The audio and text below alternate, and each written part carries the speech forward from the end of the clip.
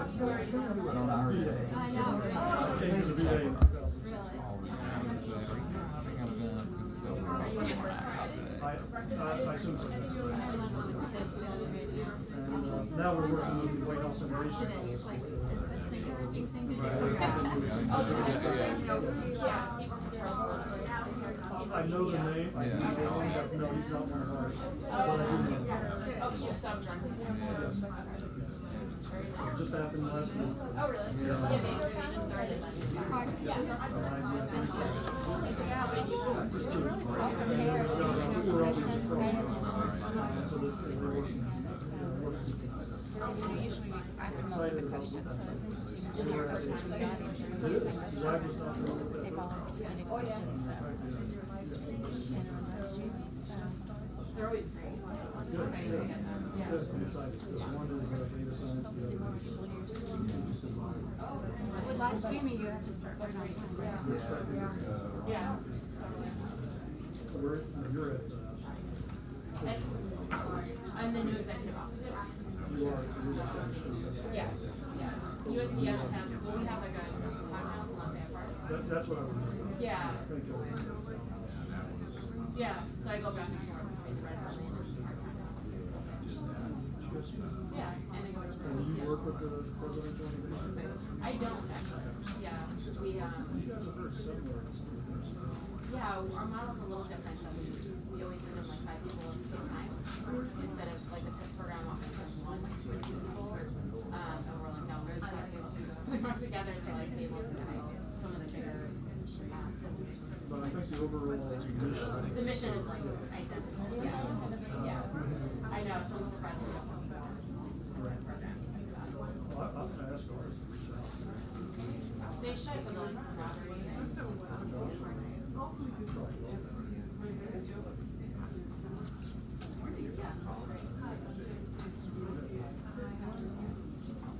How's the aim? I kind of thought the veteran, very good constructionally, so just so we have, and that's not, it's hard to compare it to, it's been a while, to learn what it is. And we put the healthcare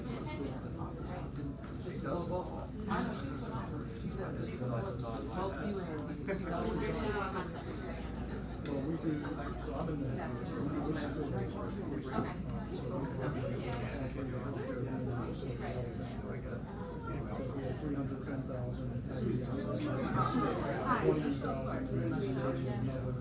20,000, and so they haven't covered it. Yeah, Charles what you just said. So think Army, Navy, Air Force, hospitals, cemetery, banks. Yeah, he was just saying a lot.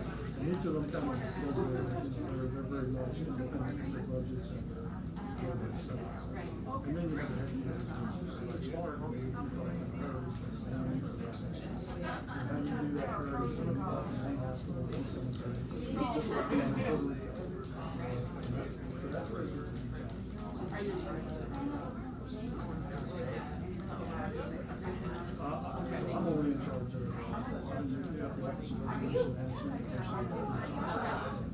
For like, for running? so diversity and inclusion, and resolution management. Tons of people on. Totally different. Yeah, I've never done this before. When they told me about it, I said, I've never done it, but I'm not Did they recruit you?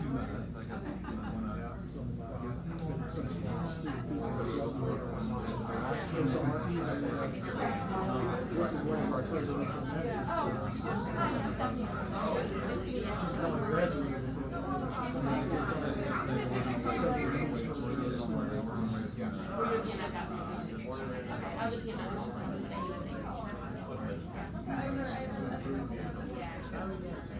Yeah, it's probably getting them a little bit yours too.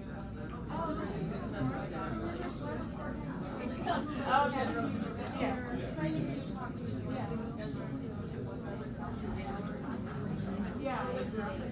Yeah. How about you? Joyce, can you get in? How about you go in that way? Yeah. Harvey, you want to come in and have a seat? Get around the podium there? Just a little tight. I think I did. All right, good, good.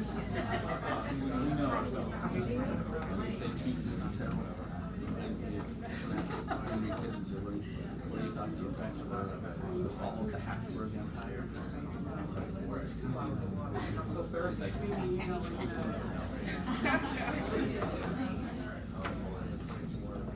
right. It's getting all cozy in here, isn't it? There we go.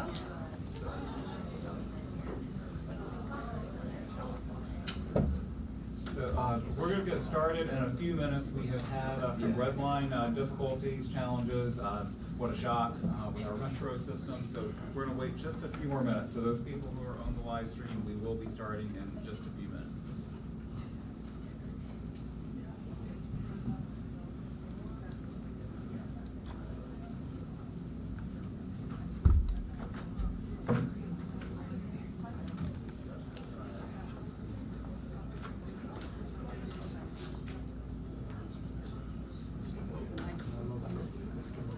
Perfect sauce.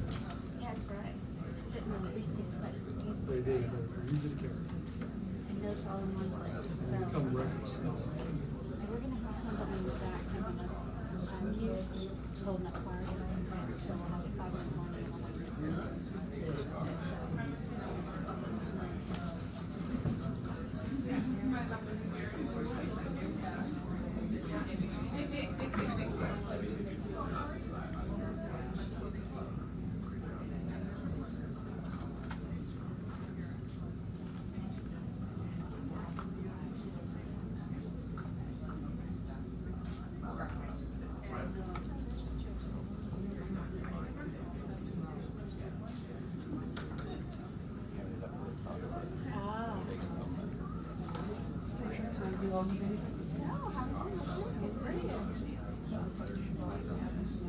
Our website actually is Oh, wow. No, I wasn't. Good news. Thank you. You're up to the birthday?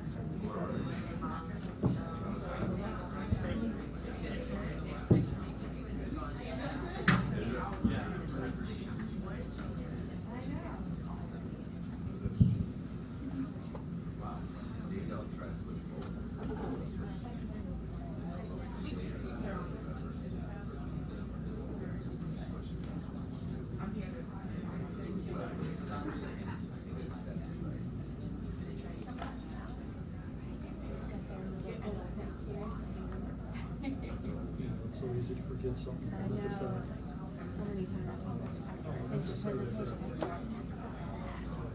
I had a good story for that one. Exactly.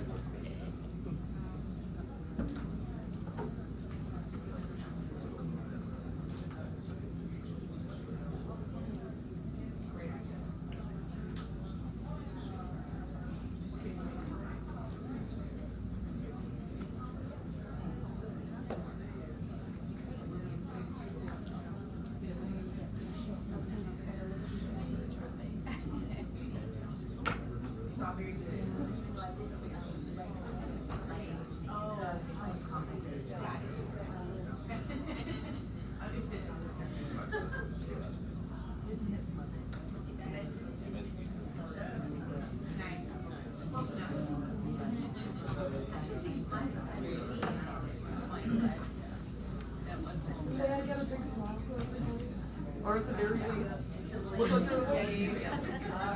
Thank Again?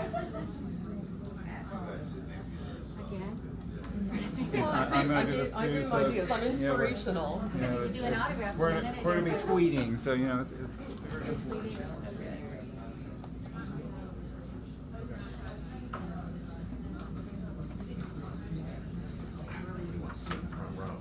All right. Okay, so we're going to get started. Thank you all for being here today. I'm Joe Mitchell. I'm Director of Strategic Initiatives and International Programs here at the Academy. I want to thank everybody who's here in the room and also our individuals who are live streaming. This is actually our first live streamed event, so welcome. However you're here, we're so delighted that you are here. This topic today is near and dear to our hearts here at the Academy, and I know you all recognize the importance also of having a highly qualified workforce. The Academy in 2017, many of you know, we released a report called No Time to Wait, which articulated a vision for a new human capital system for the federal government that was grounded in agency missions, principles, and accountability that would provide agencies with the human capital flexibilities that they need to meet their critical missions. In 2018, we released another report, conveniently titled No Time to Wait Part 2, that proposed a new talent management system. And so we're happy to, consistent with those themes, have a discussion today, a great event here with panel members and speakers on today's talent management approaches for the workforce of the future. Before we get started, I wanted to acknowledge and thank our sponsor, Management Concepts. We've worked with them for a number of years now. They're a leader in public sector professional development and really appreciate their sponsorship, continued work. I also wanted to acknowledge our partners for this event, Blacks in Government, Federally Employed Women, Senior Executives Association, and Young Government Leaders. So thanks to everything that you all have done to make this event possible, and also wanted to thank our speakers. It's a great opportunity to hear from them today. An agenda is in the folder at everyone's table, or everyone's chair. So you should see that, know what we're doing the rest of the morning. And with that, I wanted to turn it over to Debbie Eshelman, who is a Managing Director at Management Concepts. She's an expert in organization development and effectiveness and a talent management coach. So she's going to moderate our panel today and get us started. So Debbie. Welcome, everyone. We're delighted to have you here this morning. We've got a wonderful group of panelists today, and we've got some very thought-provoking questions. We were very delighted that when you had an opportunity to register, many of you included questions that you would like the panelists to answer. So we got over 57 questions. So obviously we're not going to be able to get through all of those questions this morning, but we did select the ones that we thought you might be most interested in hearing about. And we have it in 4 major categories. We have the first one on recruiting and retaining employees. Obviously a lot on diversity and inclusion. Another big topic with talent management is modernizing the workforce, and then also employee engagement. So let me now introduce the panel members to you this morning. I'm not going to go through their whole bios, and they begged me not to, but I want to give you a little sense of who they are and where they're coming from in the organizations that they work with. So to my far left is Pamela Richards. She is the Investigative Research Analyst in the Forensic Audit and Investigative Services for the Government Accountability Office. So she handles complaints of fraud, waste, and mismanagement of federal funds. I bet she's got some great juicy stories for us. And she also is she serves as the DC Metro Regional Manager of Federally Employed Women. So it's an organization that we really, really enjoy working with, so we're delighted that we have Pamela with us this morning. To my immediate left is Michael Rodriguez. He's the Deputy Director of the Office of Personnel Management. He came into that role in 2018, and he has over 20 years of experience in both the private, public, and nonprofit sectors. So he's going to have some interesting stories to share with us as well. To my immediate right is Harvey Johnson. Harvey Johnson is the Deputy Assistant Secretary for Resolution Management and the Acting Executive Director. He's with the Office of Diversity Inclusion at the Department of Veterans Affairs. I love speaking with Harvey because He has 2 new presidential fellows working with him, so he went over these questions with the presidential fellows. So I think we'll get some really interesting perspectives from not only Harvey, but some of his new employees. And lastly, to my far right is Dr. Joyce Renee Evans. She is the lead investigations case analyst trainer for the National Background Investigations Bureau. And as she reminded us, they're now part of the Defense Counterintelligence and Security Agency. So, reorganization is always happening in government, and so we recently had one of those. So she is currently stationed at Fort Meade, Maryland, and has a lot of personal experience in the federal government in many different roles. So, without further ado, I'd like to start with asking our panelists some questions. First, I'm going to turn to my friend Harvey over here. This was one that we thought was really interesting and wanted to hear your perspective, Harvey. What is the best way to recruit and retain from underrepresented groups? Well, thank you, and good morning, and thank you for having me. I think anytime you start to discuss recruiting, retaining, or modernizing, it begins with thoughtful discussions. I like to have the thinker on my desk at work because it reminds me of metacognition, when you think about thinking. And these are the kind of discussions that lead, whether you're modernizing the force or recruiting or retaining. I think first you have to look at, when you're talking about recruitment, where is there less than favorable representation? But more importantly, you also have to have the sell. Why does it matter?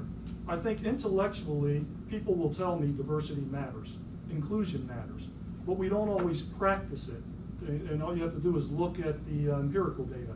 So why don't we practice it? And I think because we have to make the point that diversity is important, and you have to convince people. So in the healthcare business, or in any of the businesses that you do, what are the outcomes when you have good diversity? And one of the examples I like to use is demographic diversity. I was speaking with an organization, and they were in sales. And they were telling, so I went to go speak with all the managers in the Midwest. And I said, how's business? And they said, oh, it's going great. We're really selling these products, and one of our favorite products is vacuum cleaners.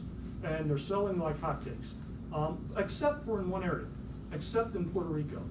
And I said, well, what's going on in Puerto Rico? Why aren't they selling?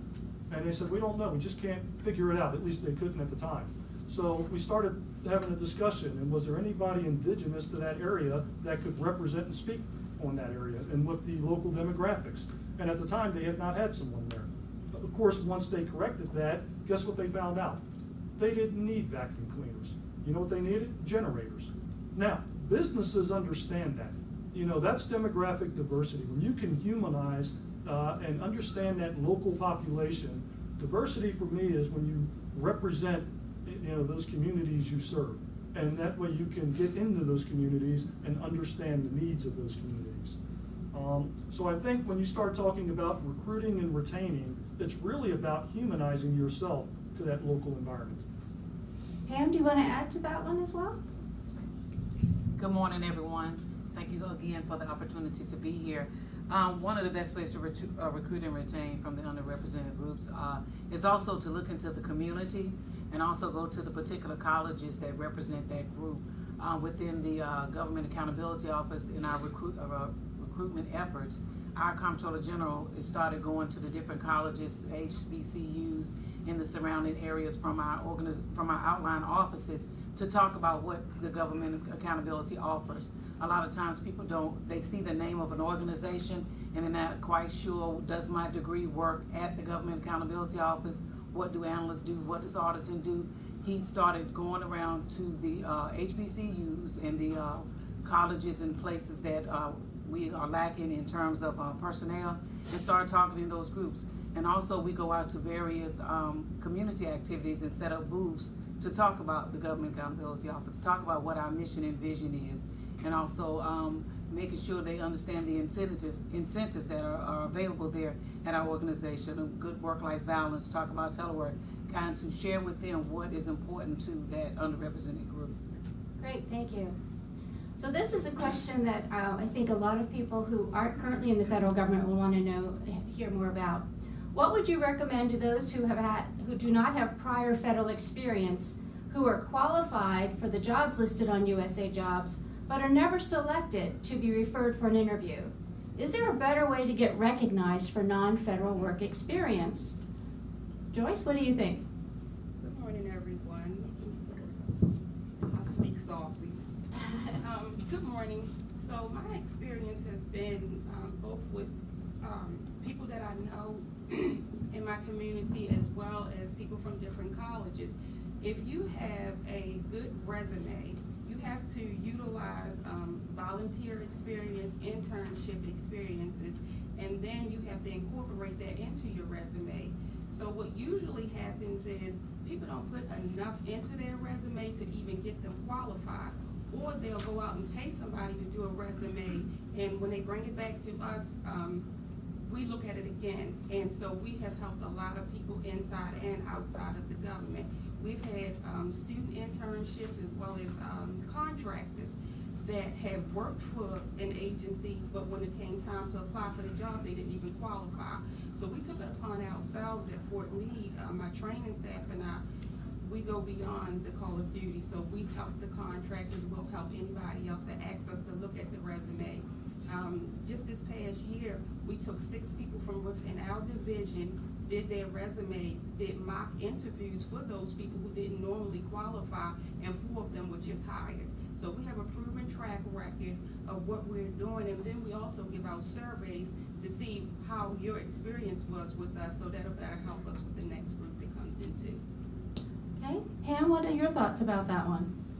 And also, making sure that your volunteer experience, if I could add on to what Ms. Joyce said, is make sure your volunteer experience is comparable to what the job you're looking for. Making sure that we all know the buzzwords, the particular words that are being captured within a resume. Make sure that your volunteer experience incorporates those buzzwords.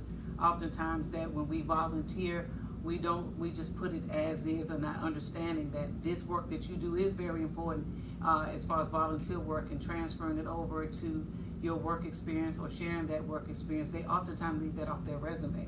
So include all of your volunteer experience, as well as if the organization that you want to work at has a volunteer program, volunteer. See if you can get a detail there, volunteer detail. See if there's other opportunities that you can do at that particular organization to learn more about it, so that they can see your face and see that you're willing to work, and see your work ethic, and give you opportunity to get that particular interview. Great, thank you. Okay, now we have 2 questions that are really for OPM, and fortunately we have the right person here in the room to answer these 2 OPM questions. So, Mike, here are your questions. What screening qualifications do you accept for those with questionable background issues? Is it based on a case-by-case review, or do you have a template to stick to? It's a little bit of both. Right now, we're actually engaged in the first effort, really, since the post-World War II era to completely revamp how we do the background investigation process. So OPM is the OPM director is what's called the suitability executive agent, and the director of national intelligence is the security executive agent. And between the 2 of us, we manage the requirements for what it takes for someone to get access to a federal building, to access to computer systems, and access to national security secrets. And as everyone knows, when you get hired for a federal job, it can take a while before you're actually in the door, sitting at your desk, and a lot of that is because of the background investigation process. What we're doing is harmonizing that process, making it easier for that to be done more quickly, and for us to meet and exceed the time standards that have been established for that. Another initiative that the administration has taken, the president signed the Second Chance Act, which allows for, which increases the opportunities for people who have been involved in the criminal justice system. So as you may know, I think it's the number 600,000 people are released from federal and state prisons every year, and millions more are released from local jails. And 1 in 3 working Americans has an arrest record, and these can have real long-term impacts on their ability to get a job, to get credit, to get access to housing. And one of the things we make sure of is that for most jobs, that information is not required until a federal employee has actually received a conditional offer of employment. So they've already screened employees for their qualifications. Are you able to do the job? Do you have the skills? And then once they've determined that this person is qualified, then they go to the next phase and they say, okay, can you tell us a little more about yourself? You start filling out the background information form. And having an arrest or conviction is not a disqualifier for federal employment. A lot of in some jobs, it might be more difficult than others because you look at sort of the recency and the relevance of what the issue was in relation to the job. So, the example we give, if someone has a DUI, that's not going to be a problem if you're going to be hired to be an accountant. But if you're going to be hired to be a shuttle bus driver and your DUI was 6 months ago, that could be problematic. So there are factors involved, but the administration is really making a concerted effort to give everyone the benefit of the doubt. So thank you for that information. What are some of the latest efforts relative to hiring reform? So you gave us some idea, but what are some of the other ones that our LPM's looking at right now? Right, so we have a number of efforts underway right now to speed the process for bringing people on board. We are doing everything that we can administratively. There are some things we'd obviously like to do legislatively, and we do have some proposals in the works and that have been proposed on how to do that. But there are a number of programs that allow for the sort of speedier hiring of individuals into federal service. So we've got like Pathways programs, which is designed for recent college graduates or those coming out of school. We've got the Presidential Management Fellows program, which is for folks who have a little more experience or are coming out of graduate school. OPM recently signed direct hire authority for agencies for critical needs, so information technology and STEM positions, and we're looking at other opportunities where we can have direct hire authority for agencies, and we're also in the process of rolling out a new pay system for in-demand positions. So the first one that is out of the queue is going to be economists, which, believe it or not, economists are an in-demand position in the federal government, and this will allow the federal government to be able to successfully compete for the best talent in the private sector. Because as you know, as unemployment hits 50-year lows, the pool for talent becomes more and more scarce as more and more people are competing for that same talent. So we have to make sure that the federal government is able to keep up. Great, thank you. Harvey, Mike talked about some positions that require college degrees. What are your thoughts about people who don't have a college degree getting into the government? I think it starts with you have to answer the question, how do I create value? When you're talking to a hiring manager, how do you go to that person and convince them that I create value? And for me, what I groom people on is you start with the problem statement. What is the problem statement of that agency, that company, that organization? And when you get there, what's your playbook? You should be able to come there with a playbook that says, if you hire me, here are the things I bring. So if you think about, like when I look at an organization, I'm a pioneer, so I think, I've got ideas spinning around in my head, and I need someone to coalesce that, put it into an actionable playbook and help me execute it. That's not based on your degree, that's based on your talents. And I think if you have a tangible skill and you can sell that skill, it's less about your degree and more about what you bring. And if you can't go into that selling it, if you wait to answer the questions and play sort of, stump the chump with them and they're, wait to hear what they're going to ask you, go there with the intent that I'm going to teach these hiring managers. I'm going to teach them about their business. Again, here's your problem statement. Here are my solutions. Let me teach you about cultural humility. Many of us lack that, the awareness of it.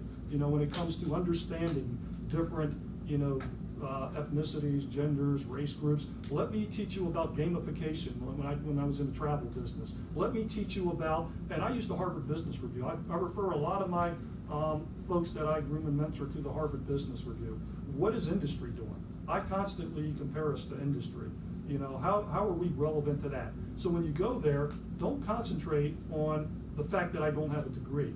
Concentrate on, I can't wait to tell you how I create value.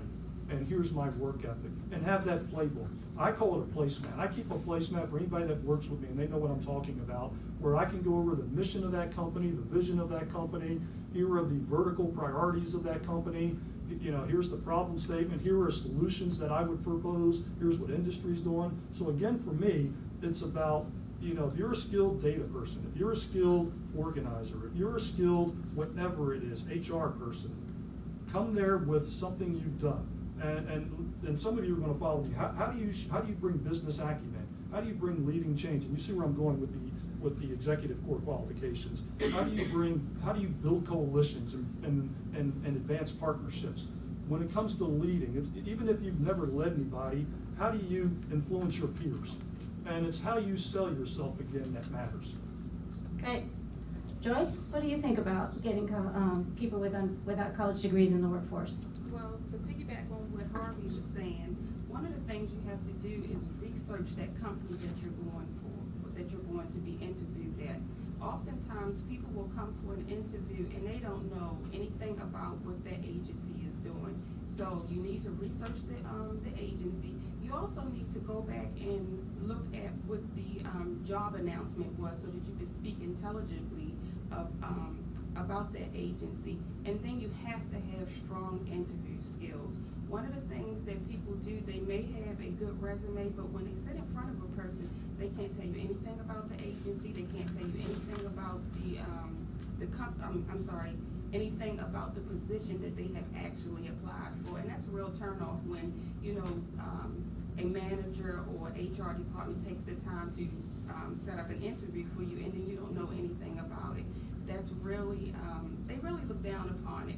It does not matter what the resume says, you have to be able to present yourself in front of people. So have you had the opportunity to hire people without college degrees? Yes, I have.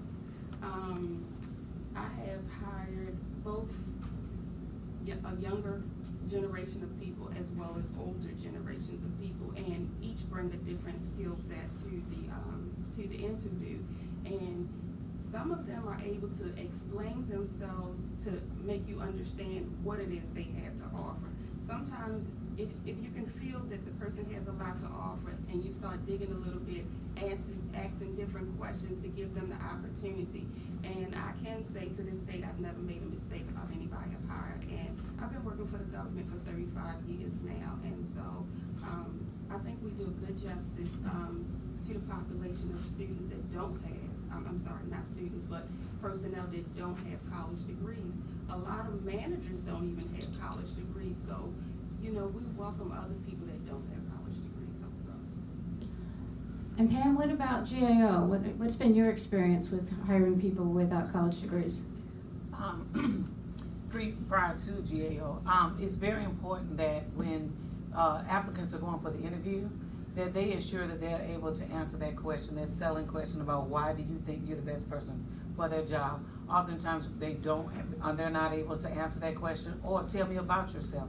Be able to sell yourself. It's all about selling yourself to the hiring manager, and making sure that when you're speaking, when you're talking about your skills, refer back, as Mr. Johnson has said, refer back to what the agency is looking for. Refer back to the agency's mission and vision, and how you could add value, and talk about, and make sure you know their mission and vision. Be able to recite it to them. That's very important. That'll let them know that you've done your homework and that you're going to be committed about what the agency is doing and what their mission and vision is. Great.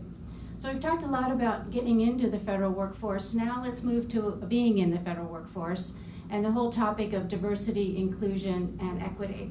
So I'd like to turn the first question to Harvey. Here's the question: what tools are used to integrate diversity, inclusion, and equity strategies into your agency, and what are you doing for reform and redesign efforts around that issue? That's a great question. So I'd say one of the things that I looked at with industry that I would like to copy on a grand scale, when the orchestras were having problems integrating and hiring certain genders and other things, they started going to blind auditions, so that you played behind a curtain, if you will, and you were judged based on the quality and sound of your music. So when you start looking at block pipelines for promotion, hiring, recruiting, things like that. I started asking the question, can we do those blind auditions where you remove the identifiers? So we know that a couple of big schools lead to certain developmental, certain grooming opportunities throughout, like the Federal Executive Institute, and there's others all throughout the government that matter. How do we select for those within our agencies and outside of the agencies? And I like the blind auditions. Also, I use something called the check-in. So imagine if you're meeting with folks who are looking to advance but not advancing. And what I tell managers is about once or at least bi-weekly, meet with someone and do what I call a check-in, where you ask them, what are you working on that you enjoy working on? And they'll tell you. And what you do is you listen, because then you align them with their passion based on what they tell you. What are you working on that you don't enjoy working on? And when they tell me that, one of them told me, I hate writing, I'm writing a white paper for you, and I hate doing that. Well, the funny thing about it was I didn't want to read the white paper, she didn't want to write it. So, but you're removing that communication barrier. So now, and when you talk about retaining people, don't do work that doesn't matter. Don't do work that no one really enjoys. The third thing I'll say is, here are my priorities for you, so that it's very specific. And then what are your obstacles? And finally, what do I need to know that I don't know? And when I do that quick check-in, I tend to get people aligned. And when you do retention surveys, and don't just do exit surveys, do a retention survey. Why are you staying? I'm kind of answering that question when I do that check-in on a lot of that. So those are just some of the tools I use, and I found them to be very effective. So I'd like to open this question up to the other panel members here. What are some other strategies you've seen work that are effective relative diversity, inclusion, and equity? Anybody else want to take that one? Pam or Mike? I think a lot of that, when we look at recruitment and retention, is looking at your pipeline for talent. Where are you looking for talent? Where are you advertising? Our folks at OPM and we'll often head out to different college campuses to do job fairs and recruiting sessions, but you also want to be able to make sure you're going to places where you are going to get talent. So it's basically, you've got to look at what you're going to get on the output end really depends on where you're going to look on the input end. So that's you always have to be mindful of where you're looking and ensuring that you are not overlooking any opportunities there. Okay. Pam, would you want to speak to this one as well? Also, just as Mr. Johnson and Mr. Regis brought out, we allow persons on our team in FAIS is to choose which engagement they want to work on. That way, the person, whoever's working on engagement, they are able to do what they love. They're doing what they love. They are satisfied. They're interested in the topic, and when they're interested in the topic, they're going to give their best. They're going to give 110%. So we send out a list every time that there's a job opening. Job engagement is what we call them. They're available, and we allow persons to sign up for that particular engagement you want to work on. So you'll get the best out of that employee, and you'll get a good product at the very end. Good, great. So I'd like to, this next question is, again, a follow-up to diversity and inclusion. Oops. This one for you, Joyce. How have you helped staff of color feel appreciated and included as you push forward a focus on inclusivity? Get that word out. First, I lead by example. I do a lot of mentoring, and I usually come from an honest perspective. I try to find out what that person's niche is. If this isn't a fit for you, I try to help you figure that out. But if it is a fit for you, I get everybody to volunteer for different projects, because the more you're known, the more likely you are to be able to advance into the next position. If you're pretty quiet and nobody knows who you are, the chances of you getting selected are not as great as someone that's always applying for projects and are out there in the forefront. When you apply for different projects, you should bring something to the table. Bring a mindset and bring hard work, because it is going to take hard work and knowledge of that person to get them to be elevated to the next position. As people of color, it's hard when you don't have a degree. So if you have somebody that's gonna give you an honest assessment of what you're bringing, because if you have somebody that's working with you that's always gonna say, oh, Harvey, you're doing good, or oh, Debbie, you're doing good, but that's not really how you are doing, then it sets you up for failure. Get a good mentor, get somebody that has been in an agency for a while and has a proven track record of success, and then follow behind that person. Pam, would you like to respond to this one as well?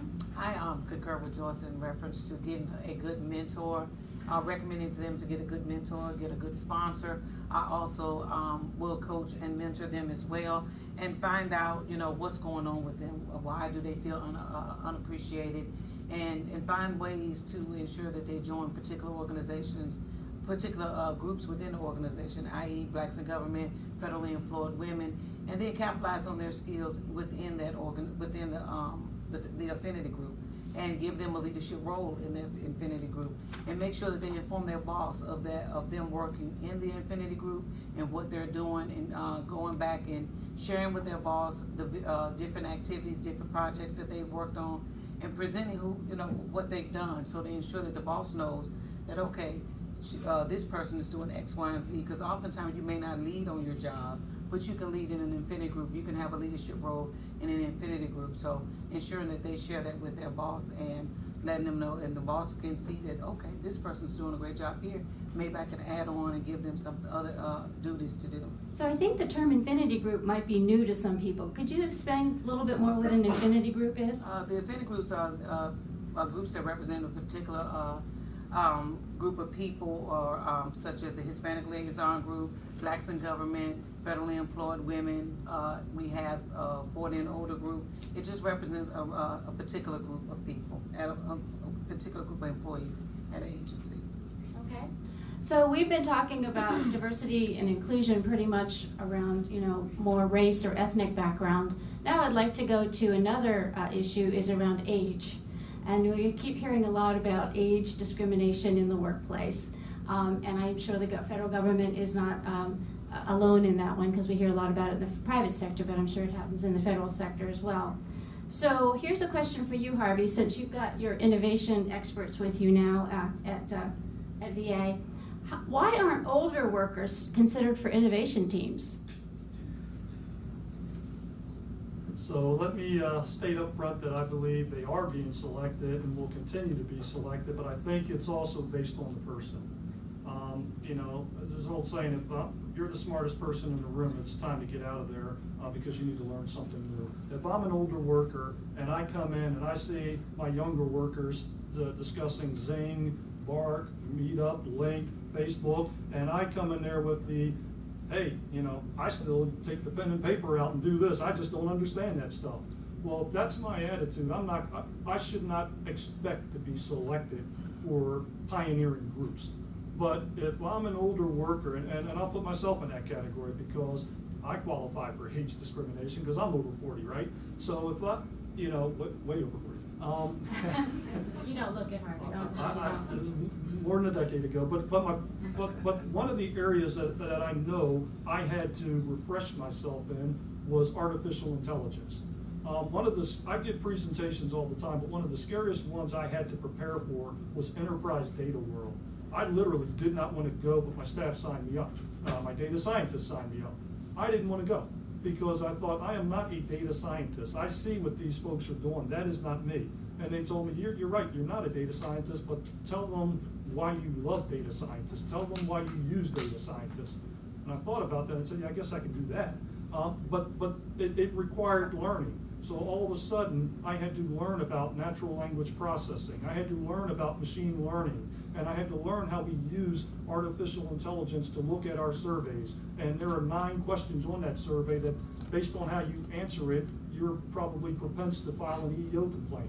This job is hardening me. If I could leave, I would. And as I started to learn and accept this via my daughter, via my millennials, via the younger audiences that were teaching me this, and older audiences. So again, I think it goes back to the person. If I am restricted, if I am closed off, in the early 90s, when I was in the Army, I was told you're going to take over IT. I didn't know anything about IT. And I thought, how am I going to do this? And someone pulled me aside and said, get PC Magazine. Remember PC Magazine? I pulled out PC Magazine, and within months, I felt like I could be conversant with anybody. I had to learn that. And it's no longer about my age. I always tell people, whether you're young or old, it's not your title at the table, but what you bring to the table. And if you are bringing an updated skill set to the table, expect to participate. You should be included. Okay. Anyone else want to add to that one? Just because older workers is another issue we have in the workforce. Well, I'm going to follow up on what Harvey was talking about, because that gets to an issue that we're all near and dear to our heart, is modernizing the workforce.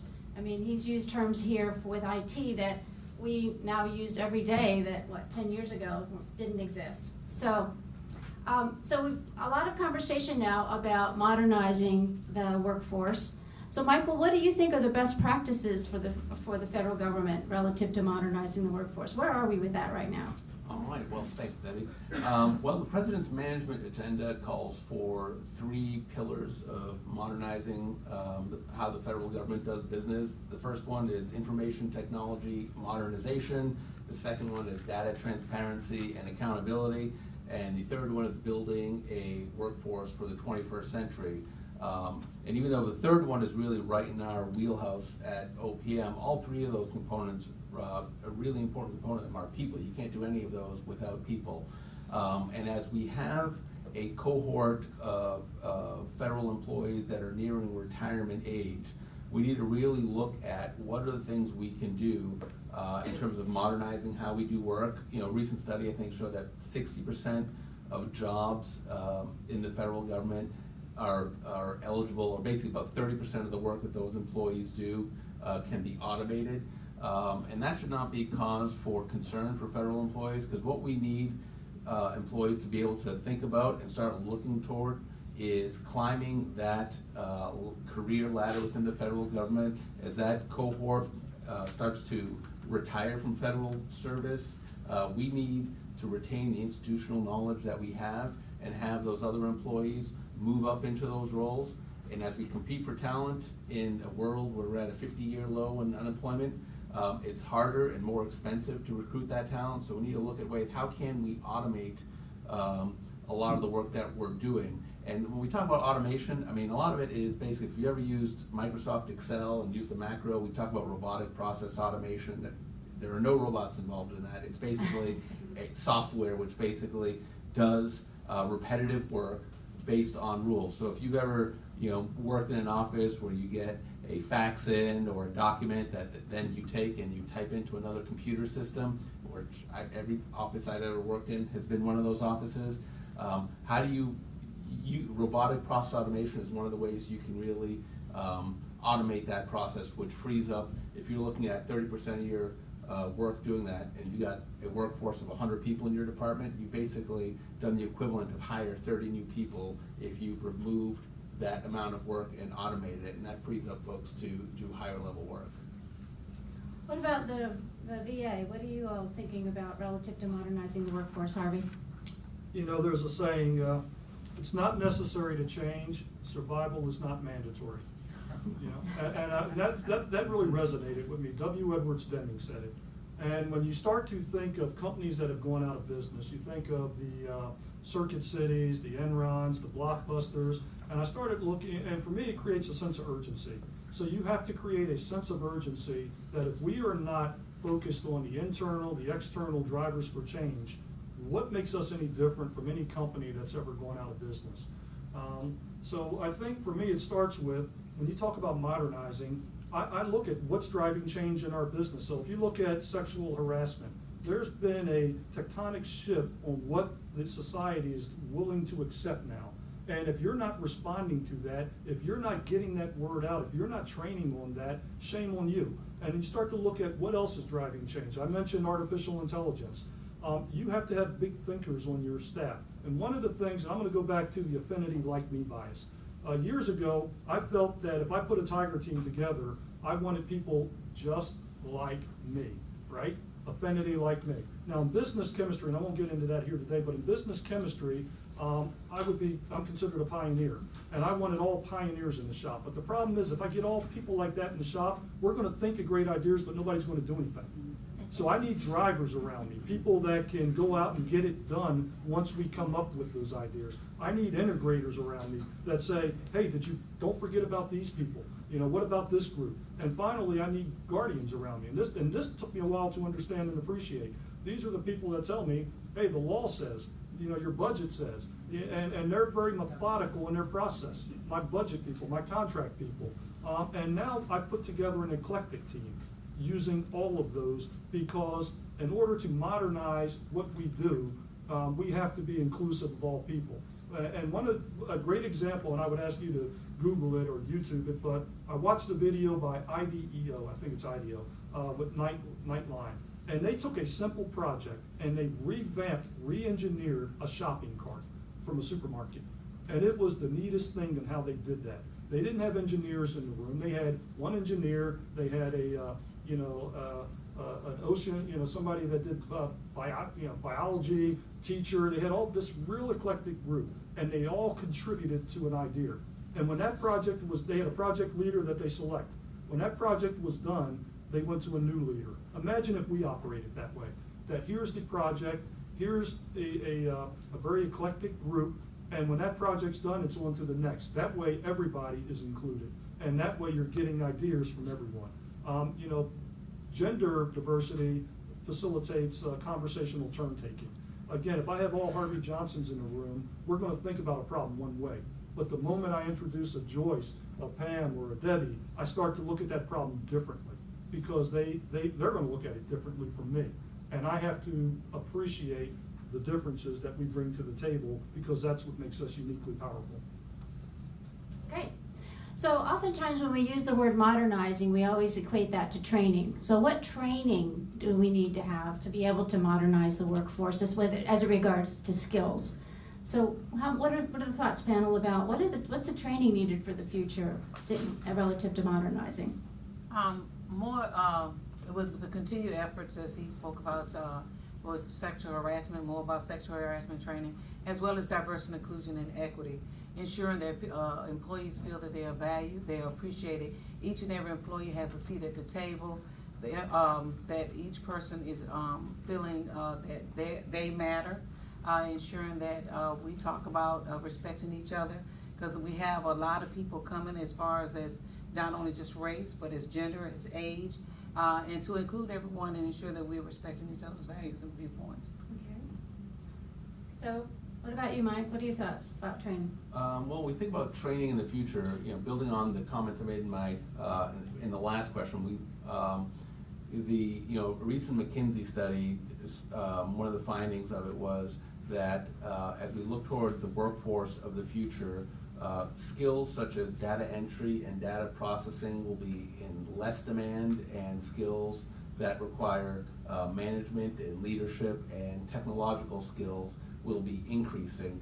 So those kinds of, so we need people to sort of look at their, just like we don't have one career anymore, well, with some exceptions. I mean, people do still have one career where they work 25, 30 years for one entity or within the federal government when they move around among agencies. But we need folks to really think about a sort of lifelong commitment to learning, improving skills, taking opportunities to learn about how to improve their management and leadership skills, and look at increasing ways to increase the efficiency and effectiveness of their organization. Because as the workforce shrinks and the amount of competition that we have for talent increases, there are going to be increasing demands for automation of the work that are done, and that leads to folks we're going to need folks to climb the ladder of success within the workforce.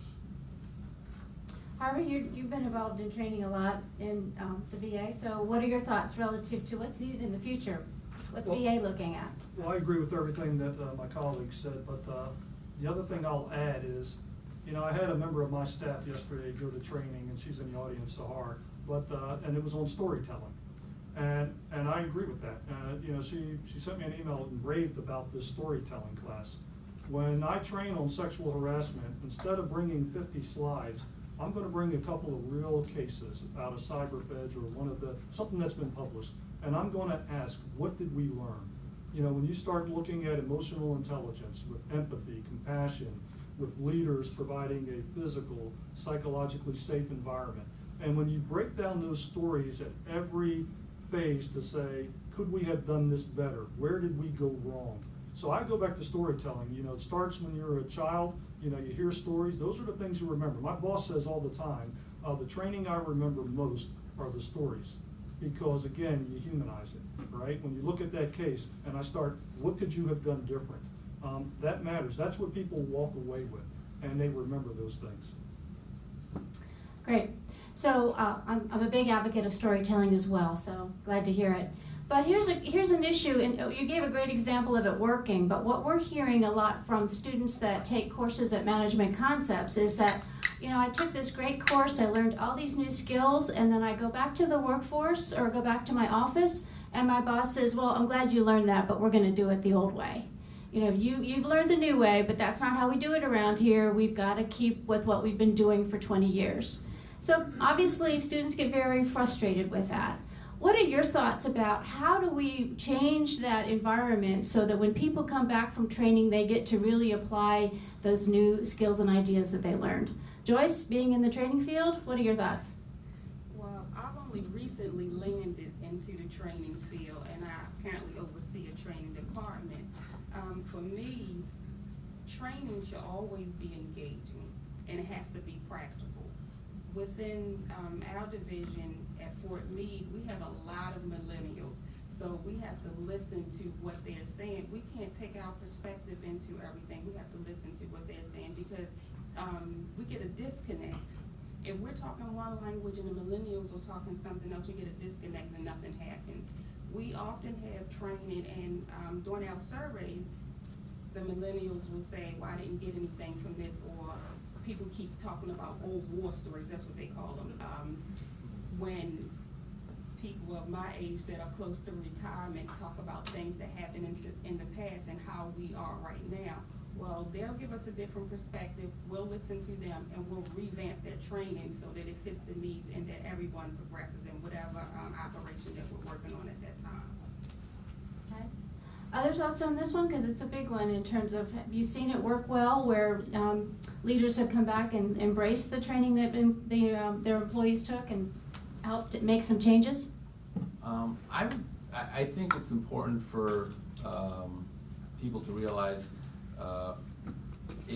you're always running back into the culture of your organization when you come back with new ideas and new ways to do things, and you have to think about how you're going to frame or reframe what you're proposing to your colleagues and to your boss. Because it's not, I don't know that, I think people say people fear change, and I don't know if that's actually true. People don't really fear change as much as they fear loss.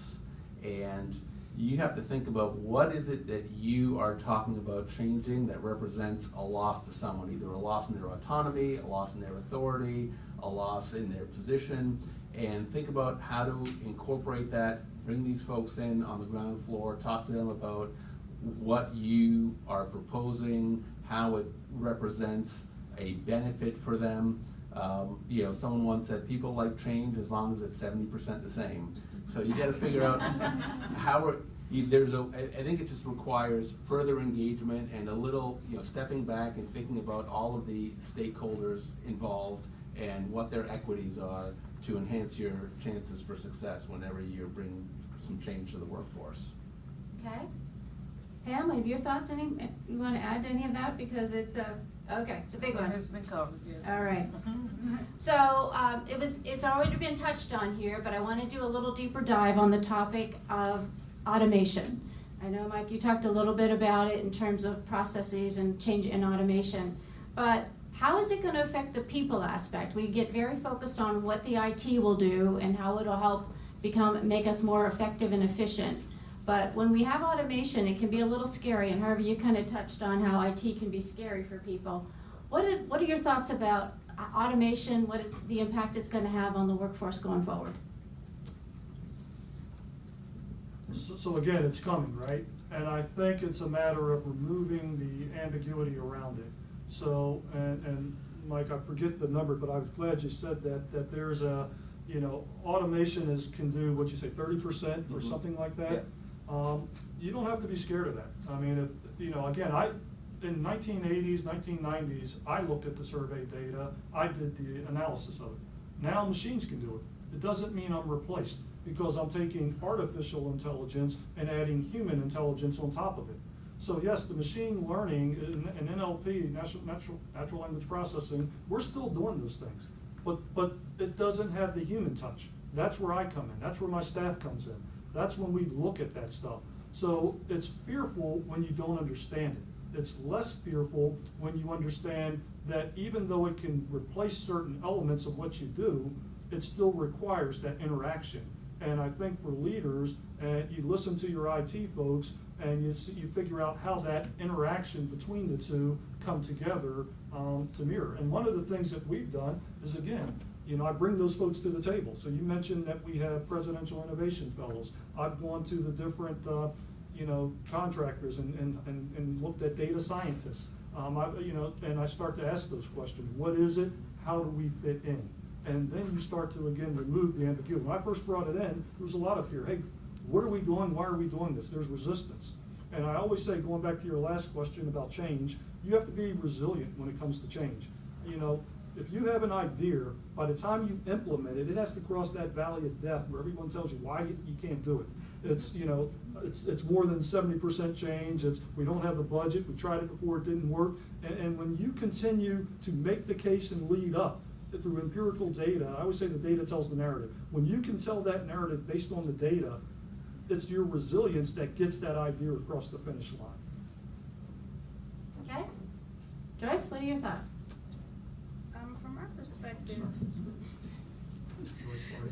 From my perspective, we have to diversify in our training. The millennials come in and they pick up everything, but when you have an older staff of people that are used to doing the same job, but you present a different way of doing it, sometimes it takes a little bit longer for them to get it. So if you diversify the training, make sure that you have what we do now. We offer extended training is what we call it, because we know if this person was an outstanding employee for 20 years doing the same process, but you're going to do it a different way, we just present a different way of doing it. And at the end of the day, the millennials as well as the older staff of people will get the same concept, and they'll all be a success. We haven't had anyone that has come through our training program that was not able to get it, but sometimes it takes a little bit longer.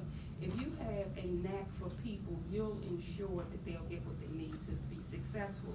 And as my colleague said, we want to keep that older workforce because they have the knowledge. They may have a different way of getting to that same end product, but there is a way to do it. And if you're committed to your position, you'll make sure that it's done. Okay. How about this side of the table? Thoughts on this issue of automation? Yes, just as others have already stated, it is sure that excuse me, your staff has the buy-in, that you are actually presenting this to them and ensuring that they're not going to be left out in this automation process, ensuring that they're going to be still included, that they're still needed and valued, and the work that they do is valued. As he stated, you take the automation side of it, the IT part of it, and the human side of it, and to put it together and get that best final product. Is just learning that we can do it, the process is more streamlined possibly, but we're going to still end up with a better product in the end, and they are going to be a part of it. So keeping your staff engaged and continue to make them feel inclusive and throughout the whole process. Yeah, I think we've covered a lot of it. I would just say, for folks who are concerned as you get into these sort of robotic process automation type things, you just talk to your staff and say, look, you have a lot of institutional knowledge. You understand how this process works. What we're going to do now is give you some tools to augment your ability to do your job.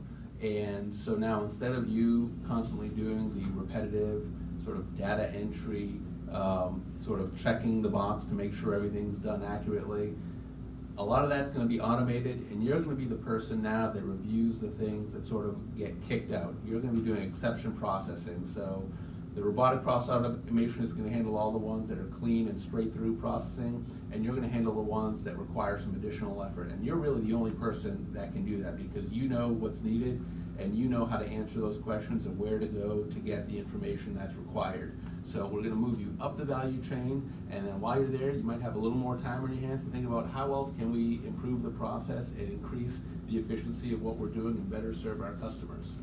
So I think it's a sell about moving them up the value chain. And not about moving them out. Right. Because that's obviously a fear, right? If I don't have the skills, I'll lose my job here. So obviously management needs to do a good job of communicating that it's in their benefit as well. Okay, well, let's move along. We've talked a lot about modernizing the workforce, but obviously modernizing is going to only do so much if the real key is keeping the employees engaged. You know, we've talked a lot about that, and it's a lot easier to talk about than do. And we've got all the surveys and the data about employee engagement, but sometimes it's the fundamentals of just, you know, communication and getting the right people doing the right jobs that they find that they're benefiting from, as well as the organization.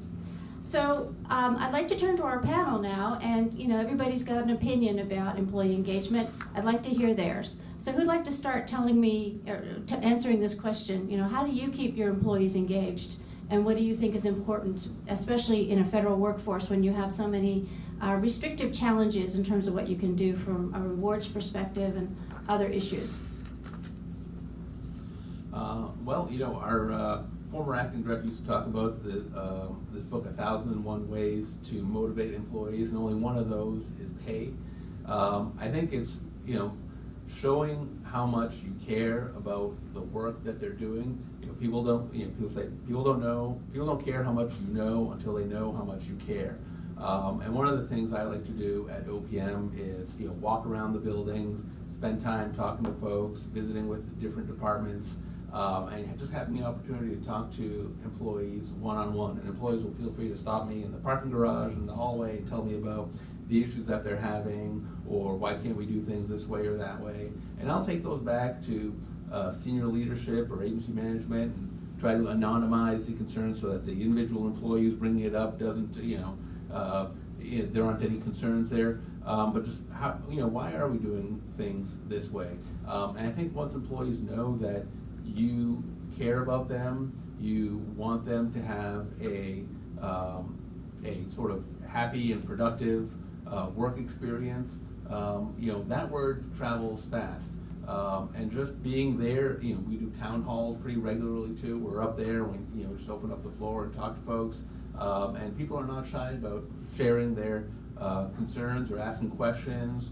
And it's also a good way to sort of combat the rumor mill that can be going around an agency at any time, because that, rumors travel faster than any other form of news. That's right. And you want to be able to, and sometimes that can have a really deleterious effect on the workforce if people believe something that is not true, and it causes them to have concern for their jobs or fear about their future. And you want to be able to present them with facts and the ability to understand what is going on, what the plans are, what decisions have been made, what have not been made, and what's under consideration.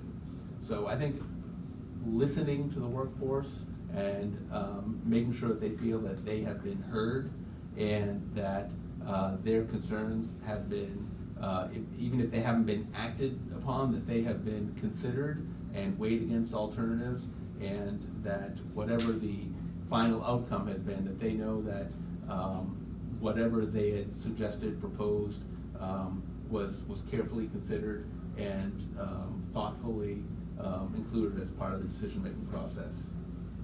Thank you.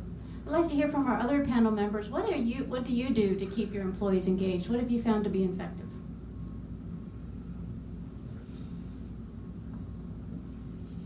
Debbie, I think you said earlier something about you have to get employees in the right job.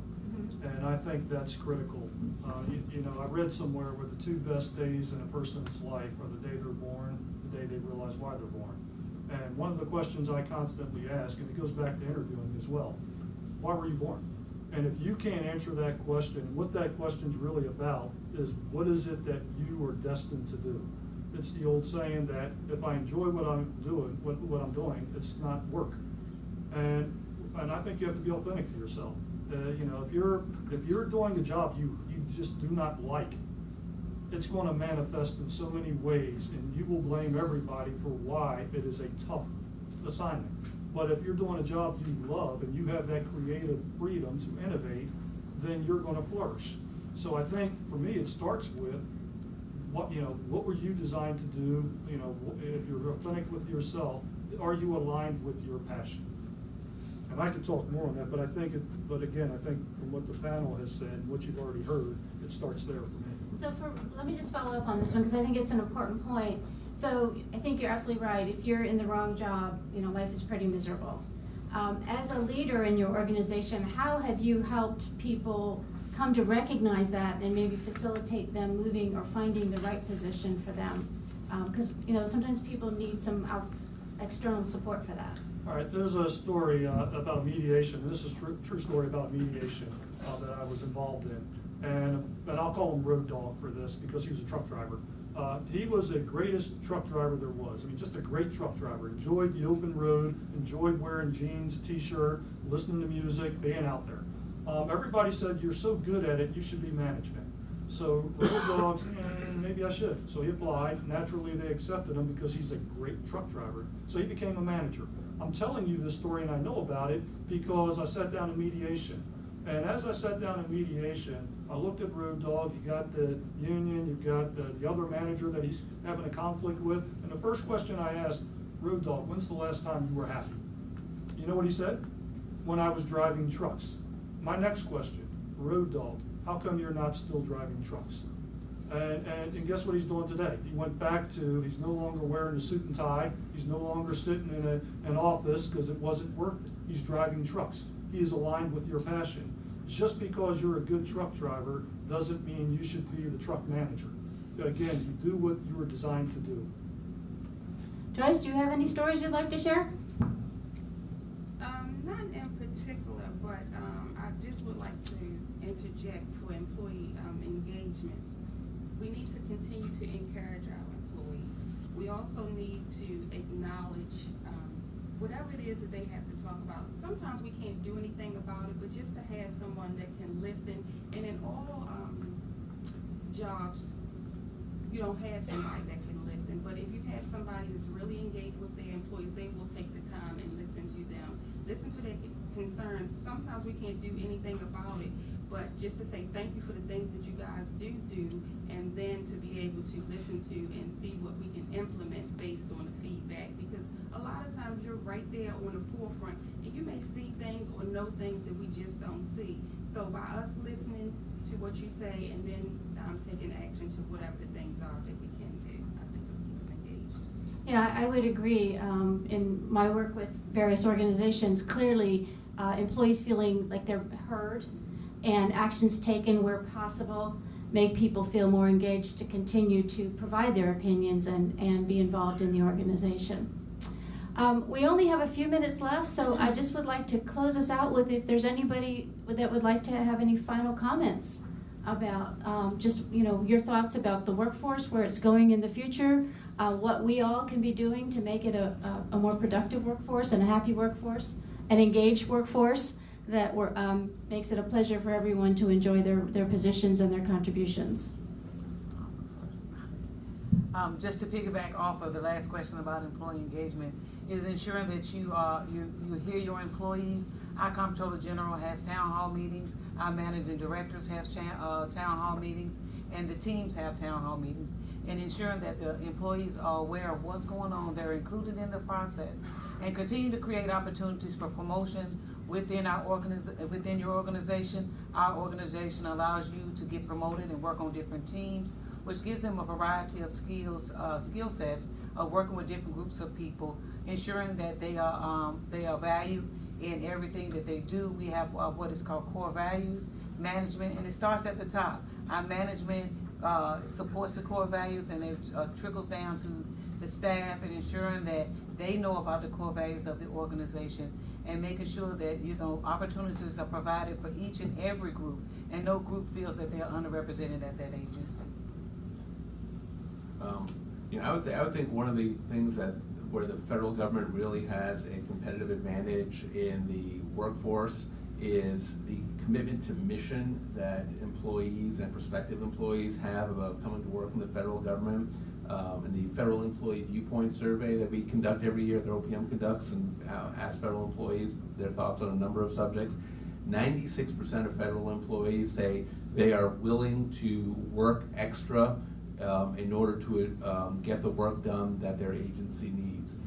Whereas a sort of comparative number in the sort of private sector, someone sort of closely approximates that, is I think only 4 in 10 American workers think that the mission or purpose of their company makes them feel that their job is important. So even though it is kind of difficult to sort of get hired as a federal employee and then to maybe move between agencies because of all of the clearance issues that we talked about before, that mission, which is really attractive, especially to the younger cohort. Everyone always talks about millennials and what they want to do and how they want to change the world. That is what is really attracting folks to federal government, and the things that we can do to sort of make it easier to hire people, make it easier to allow them to move in and out of government or among federal agencies, I think will just enhance our ability to execute on mission going down the road as the cohort that we have retires and the workforce shrinks in the future. Joyce, any closing remarks? And Harvey, I'll let you have the last word. From our perspective, I just think as leaders, we have to be engaged in the mission ourselves. We have to be at a point where we continue to give back and like what we're doing. Because it's reflective if we're in a position that we really don't care for, we really hate coming to work. But when you're engaged, I'm there early, I stay late, because it's about the mission instead of about that next generation that's coming behind us.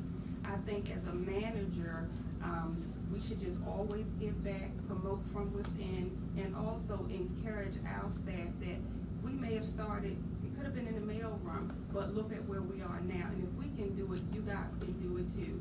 And I don't believe in giving a lot of fluff about how we got to where we are, because it is hard work.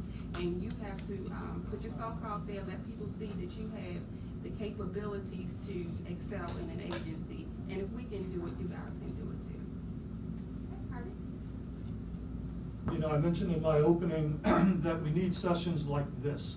You need these think tanks that start a movement across our government, across our world. So, if you think about the old days, I always wondered, how would Socrates, Plato, and Aristotle train today? You would envision them in sitting outside discussing the issues. And I think any organization I look at, you cannot be solely focused on operations. And it's easy to do. It's easy for me to get caught up in operations 100% of my time. But I have to make sure that I divest it so that at least, and I hate to put a percentage on it, but let's just say it's 30% is forward-looking. And it's that forward-looking that you're paying attention to those drivers for change that we discussed earlier. And I think you have to do that, sit down in that think tank, again, those metacognitive sessions where you put a problem up there and you start to discuss it. What if? How come? And you start, a manager knows the answer, a leader knows the question, and you sit around with all these thoughtful leaders in a room and you have those discussions, and then from that you figure out how you start that movement to transform our industry, to transform our government, to transform our world. Great. Well, our time is up. Can we please give a big round of applause to our panelists? Thank you so much, everyone, for your wonderful perspectives and thoughtful answers to my very many questions. And I really appreciate your time. Thank you. We're going to now turn it over to Jason Breifel, who is going to introduce our next speaker.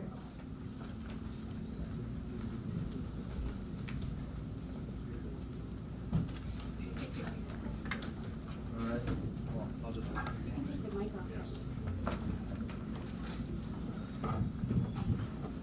Great. Thank you so much, Debbie, and thank you all for being here with us today. Thanks again to our wonderful first panel.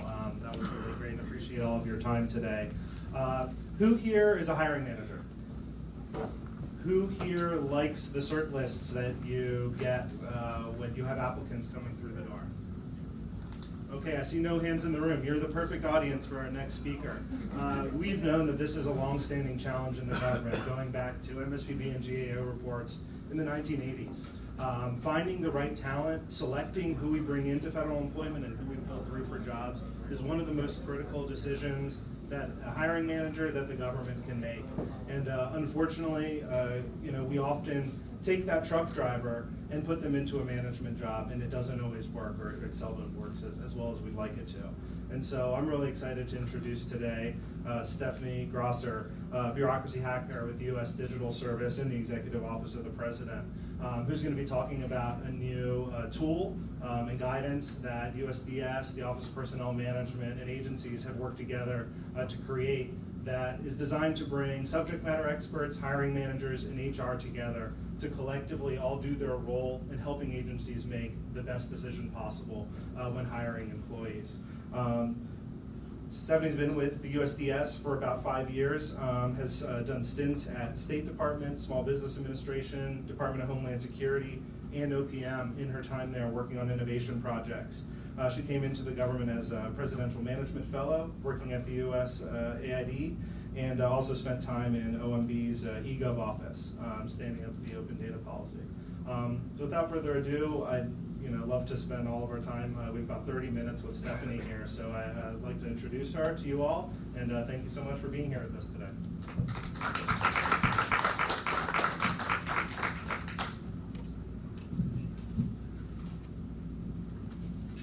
Hi, thanks so much, everyone. So great to be here, and I really enjoyed that last panel. I actually wanted to start by mentioning a question that was asked to that panel, which was from someone outside of government who said, I don't have any federal experience, and I keep applying, and I can't get through. What should I do? That really resonated with me personally, because after I finished college and worked for a couple years, I applied to maybe 20 government jobs, and I never heard back from any of them. It was very frustrating because I wanted more than anything to be a public servant and to spend my life working in the government, helping the American people, but I felt like I couldn't get in. The approach I took to get into the government was to go to grad school just to become a PMF, because that was the only pathway I saw where I could actually get a job in government. A lot of my friends who went to college with me, who'd also tried to go into government, didn't take that path, and they gave up on USA jobs, and they ended up in the private sector. Anyone who tells me the demand isn't there for federal jobs, I say, I don't believe you.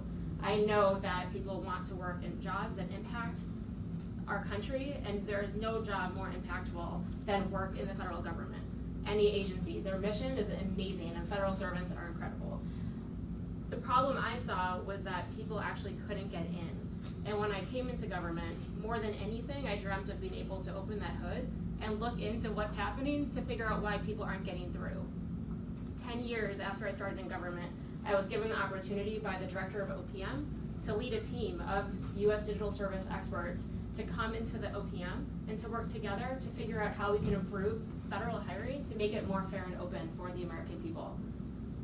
So I'm going to tell you what was behind the hood and what we did to fix it. So for everyone on the outside of government trying to get in, your frustrations of the black hole is echoed by hiring managers who are given lists of people to select from for jobs, but they don't find anyone who's qualified on that list, and they cancel those announcements without making any selections. We looked at the data, and up to 50% of jobs that are posted at USA Jobs go without any selections made off of them. Because of this problem that people are wasting their time advertising jobs that aren't being selected from, many hiring managers are just giving up on federal fair and open hiring. Only 20% of jobs are now hired through competitive public positions, what's called delegated examining, that's available in GAO reports. So people are finding alternative flexibilities that get around fair and open competition, veterans preference, whatever it is, because the basic process of competitive hiring isn't working, but it should, because veterans preference matters because people fought for our country, and that's a law we should follow. And fair and open competition matters because that is the complete foundation of federal employment. But if the assessment process of getting people through is not working, and we're canceling all these certificates, there has to be something we could do today without any changes to law that can actually fix that problem. So I'm going to show you what we did and why it's broken, but first I want to just mention that you heard on the panel before that OPM is focusing a lot on agencies as well on time to hire, because obviously if you lose people because it takes too much time, they'll drop out of the process. When we came in, we said time is important, but if the quality of the list for hiring managers to select isn't high enough and you're canceling certificates, the amount of time it took to get there doesn't matter. You have to get the quality right and then speed that process up once you have a process that works. So when we looked under the hood, we wanted to see what does it actually mean to be qualified? Why are people not getting through the process? And what we found was you need two things to be qualified when you apply for a job today on USA Jobs. One, you need a federal resume, which is not really a thing, but it is. So a federal resume is not a 2-page private sector resume. This is a 5 to 10 up to 60-page document that has all of your accomplishments. And this is what HR will look at to compare against the job announcement to say if you're qualified. The second thing is a self-assessment questionnaire where you ask applicants, how qualified are you in that skill? Are you an expert or are you inexperienced? There's a 5-choice answer, and people who know how to do this process always put E, expert, on everything. So people who kind of lie, get through as qualified, people who are humble and honest often don't. And so if those are the 2 steps that are needed to actually say I'm qualified for a job, then it's really easy for everyone who knows this process to qualify, and then the hiring manager sees so many applicants who are qualified that they end up saying, hey, I'm not going to make any selections because I see all these people who aren't really qualified. And when we interviewed hiring managers, that's what we found. They were looking at these lists and they were saying, no one's qualified. What happened to all the people who I recruited for this job who I know applied? They never even reached me. For the federal resume, for someone from the private sector who doesn't know one of these amazing people on the panel who said they help people with their federal resume, if you don't know someone on the inside to tell you about a federal resume or to put expert, you're not going to get very far. And that's what happened to me when I was applying from the outside. And so what we realized was that when you just take a resume review check and a self-assessment questionnaire, and you go from there to apply veterans preference and the categories of best qualified and give that to the hiring manager, you actually miss the most important step of the process, which is allowed to do, but many agencies aren't doing it, which is an assessment examination that's pass-fail against your required competencies and your requirements for the job. So we said, within all current law, we don't need Congress to give us civil service reform right now. You could actually do this today, and most people in HR don't realize it, which is you can go from resume review to a pass-fail examination before you call someone qualified. So our examination that we were proposing was interviews, a subject matter expert interviewing an applicant, just like is done in the private sector. So this idea is not novel or innovative in any way, but if you tell this to someone in HR and government, they'll think it's against the law. And they'll think they'll get fired if they actually have a pass-fail examination where they can cut out someone, even with veterans preference, at that stage. But the point is, preference and qualification is the same bar for everyone, and so you should only apply preference after someone is actually deemed qualified. So with this process, so we proposed a process where we bring back this examination in the forms of 2 interviews with subject matter experts, and we tested it at 2 agencies over the last 6 months, HHS and DOI National Park Service.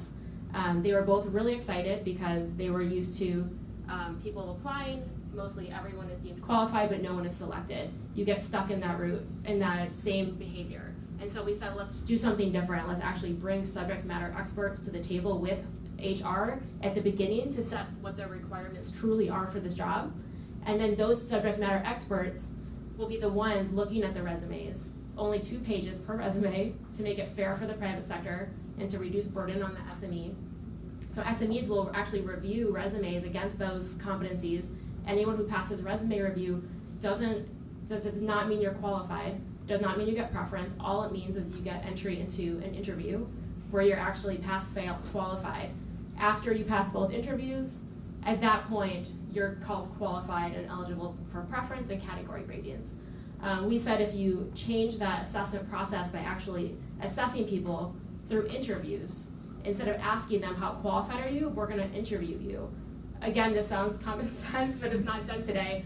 And we said we don't really care how people rate themselves. If everyone in the room, you all think you're an expert, that's great for everyone's self-confidence, but for us to hire you into the federal government, we want to assess you. We want our experts to assess you on the qualifications that we've established.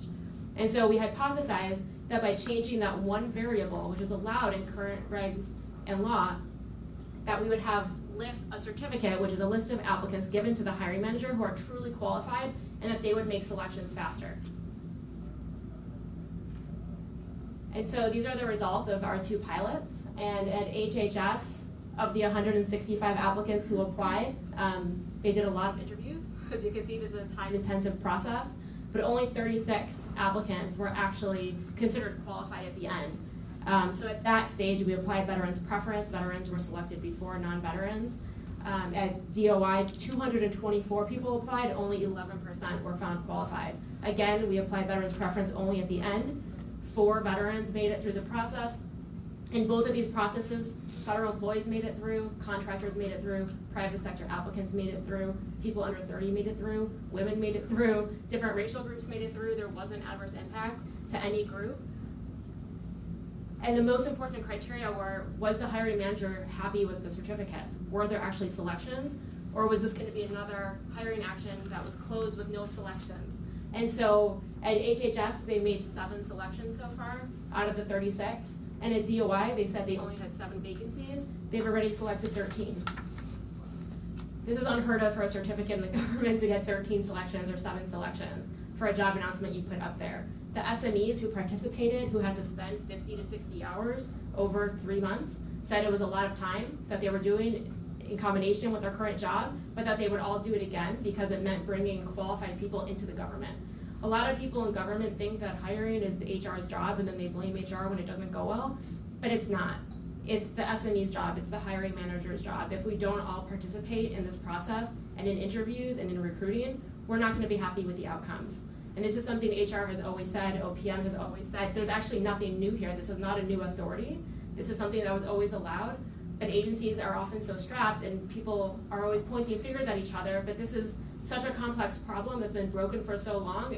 It's everyone's responsibility to fix it together, and that's the only way forward.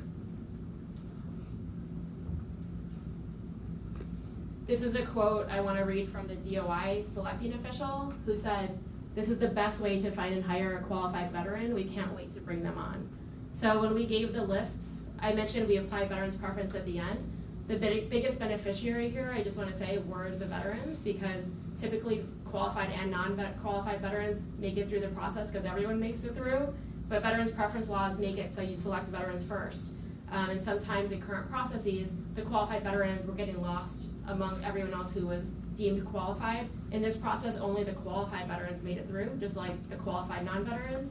And so those people were highlighted for the hiring managers who made those selections. So the veterans were selected immediately. I don't have a time to hire slide in here, but I want to mention that in the normal process, when a hiring manager gets the list of applicants, they take up to 47 days to make a selection. In this process, it only took HHS 11 days and DOI 16 days to make their selections off the certificates because the quality was so much higher. So I don't know if there are any questions about the process, but I ran through that pretty quickly. We're really excited right now. We're actually going on a roadshow to all 24 CFO Act agencies to be able to scale this process across the government. Now that we've done it twice, OPM has issued guidance on September 13th, calling this process SME qualification assessments, and telling all agencies they could immediately do this process where you funnel the applicant volumes slower and slower so that more narrow to more narrow, so that people who pass each stage could get cut and you don't have to spend time interviewing everyone through each stage of the process. There's a lot of things that kind of push the envelope of what's done in the current practices.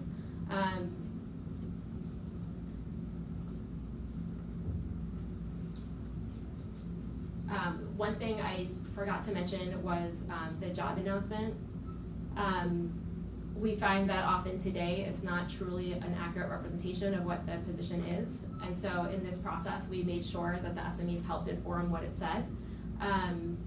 And we got a question about education requirements earlier. In both of our pilots, you didn't need a college degree to actually qualify for these jobs. In a lot of government jobs, education is equal to experience. There are some jobs with positive education requirements where you need an education. Both of these jobs, which were GS 13, 2210, they don't have any positive education requirements, which means it's your experience that qualifies you for the job. And that's how we hire also with the U.S. Digital Service, where you don't need a college degree to be successful. As you know, there's many tech ladies out there, CEOs of tech companies who never went to college. And for us, what matters most is your experience. So we were happy to pilot this process where your experience is what matters most. And it's the SMEs who are able to really look at that experience from your resume and from your interviews to say if you qualify or not. So it becomes less of a keyword check exercise and more of an exercise of SMEs using their judgment in the field to be able to say if that required experience is actually reflected in the process. Okay, I don't know if there are any questions in the room for, yes?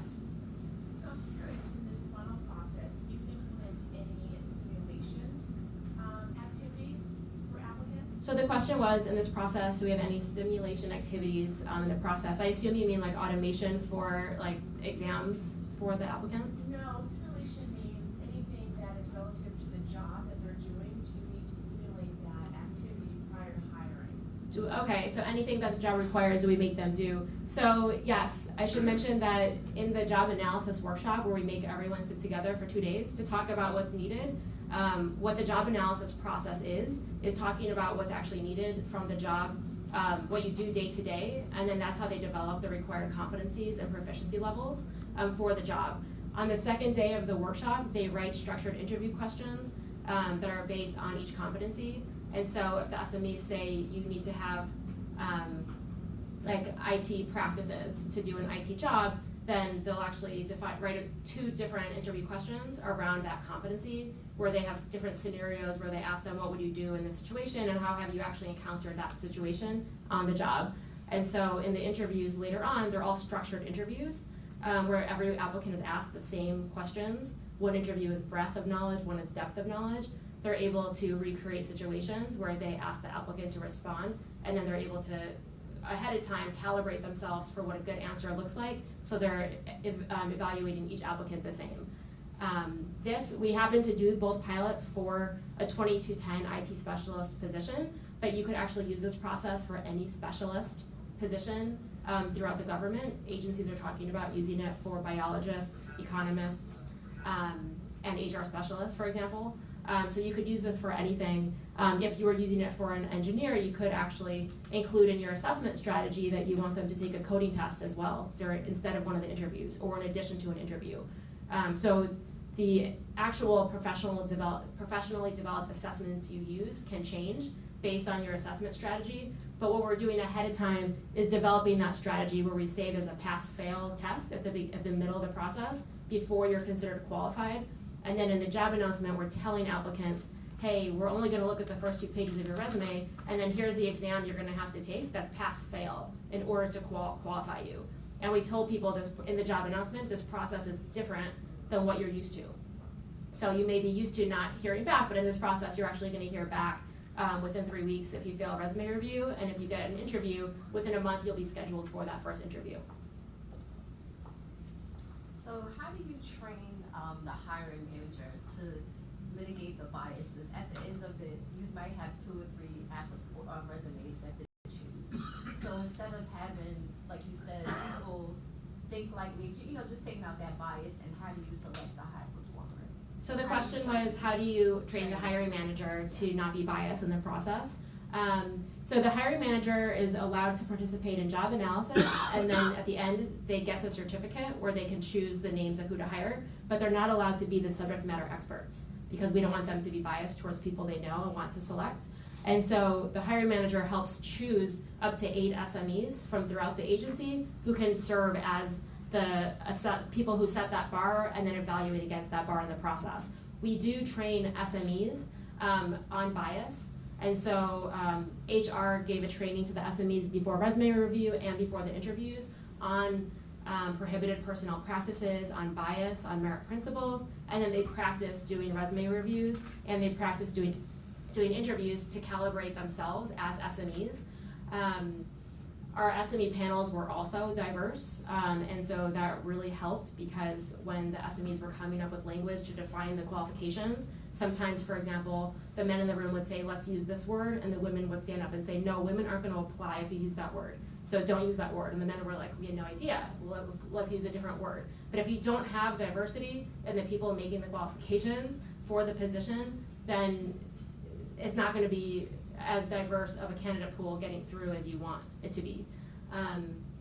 Once the hiring manager gets the certificate, we did this within delegated examining rules. That's all Title V rules applied. So category ratings and veterans preference are two of those rules. And so the hiring managers they're not given all 25 applicants who qualified in one list. They're given just the best qualified people and any veteran who may have been a disabled veteran who floated to the top of the list. All those rules still applied in full. And so they were given one list at a time with a couple names at a time where they could select anyone from that list before getting the next list that they could select from. So that may be too weedy for people in the room who don't know about category rating rules, but we did work with OPM's auditing team and their policy people to make sure that, and their lawyers as well, to make sure everything here was allowed within current delegated examining rules. The only thing that you're not allowed to do is set quotas of how many people can pass from each stage. Everything has to be pass-fail against the required competencies. Like me, you speak a little fast. Could you give me that great line about not blaming HR again? Because it was good and I just... So someone asked for the line about not blaming HR again. So HR gets the short stick here a lot. In fact, the hiring managers, they said the #1 lesson learned from this process was the importance of job analysis workshop. At a lot of agencies where we went, the HR people told us that they would be begging hiring managers to give them 15 minutes of their time to tell them what's required for a job, and that was hard to get that time from them. In this process, they said being forced to sit down with HR for 2 days to really define what it means to be qualified. After going through that process, they said, how was HR ever expected to do their job without doing that process? We've been blaming HR, but we never gave the time up front. And so, of course, if HR is guessing what it means to be qualified, you're not going to be happy at the end, and why is anyone surprised? And so this isn't like a one variable solution where we just changed the examination concept. We also changed a lot of other things, like making the hiring manager and SMEs sit together at the beginning for 2 days, making sure the job announcement was compelling and accurate, decreasing the amount of pages that the applicants had to submit to actually go through, making the initial pre-qualification step less of a checkbox exercise, like let's look for the keywords, and more of what experience does your resume show, and as an SME, can I say that your accomplishments means you meet that criteria? So we changed a lot of the process to make it what we felt was truly fair and open for private sector applicants to make it through. A lot of what you're talking about in the job analysis workshop is around competency development. Is there any talk about developing job-specific competency models within the federal government? Because that's exactly what that is. It's just looking at it at the position level as opposed to the job family level. So the question was, is there talk at OPM about creating standard competencies for different positions within the government so that you're not always having to recreate that process over and over again? OPM obviously has the qualification standards, which have what the competencies are that are required for the 2210 series. 2210 is IT. But when you look at the OPM qualification standards for 2210, there's nothing technical in those 4 competencies. They're like attention to detail, stakeholder engagement, oral communication, and you think, well, why isn't anything about IT in here? But it's because you're supposed to use specialized experience on your own at the agency level to enhance what's required for that job. And that specialized experience is what we were writing to create technical competencies that we added to the minimal, that acted as minimal qualifications and were presented to the public so that they knew what was required. Can you do that at a government level, at like a federal level? That would be great. Like for our pilots, we're trying to share some of those things that we've developed for these PDs so that people can reuse them and not start from scratch. But we actually did also utilize the OPM Mosaic competencies and the agency level competency databases to help the SMEs in these exercises. So in no way did we ever, even here, start from scratch. But it does help for the agency to actually, the SMEs, to say, are these the right competencies? Are these the right proficiency levels? Let's define that and tweak the language if we need to. Because if the SMEs aren't brought in on creating what that minimum bar looks like to be minimally qualified, then anyone could get through. If that bar is too low, it doesn't matter if SMEs are assessing, everyone again is gonna be qualified. And so you need to set that bar of what it means to be minimally qualified at an accurate level, so that anyone who is minimally qualified, you would be happy to hire.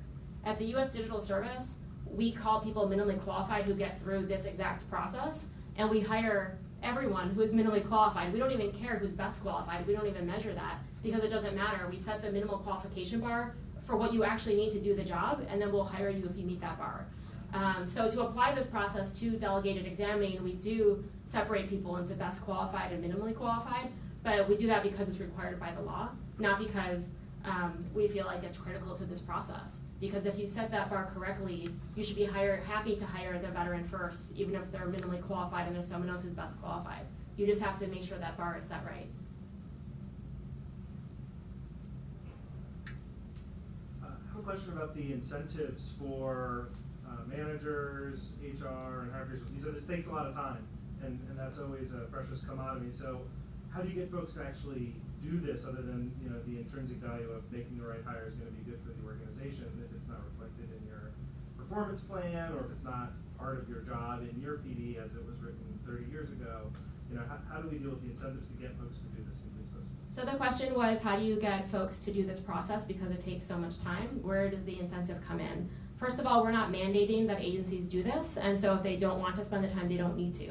However, when we talk to subject matter experts about hiring, they always say if my expertise will be taken into account and HR is not going to add back who I cut because they're second guessing my judgment as an SME, they would be happy to participate. They will spend the time doing this if they know that their judgment will be taken into account in the decisions because they want to work side by side with quality hires.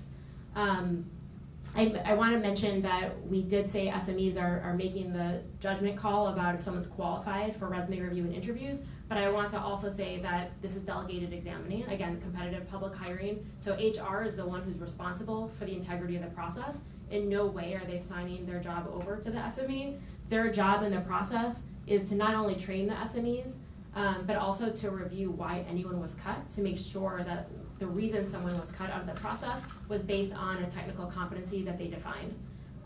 If an SME said, I don't think this person is a good fit for my office, I think the person's overqualified, HR would say, hey, SME, reconsider your reason because this is not valid. And so HR in both of our pilots sent a lot of things back to the SMEs because SMEs aren't used to this process. And so this was a true partnership.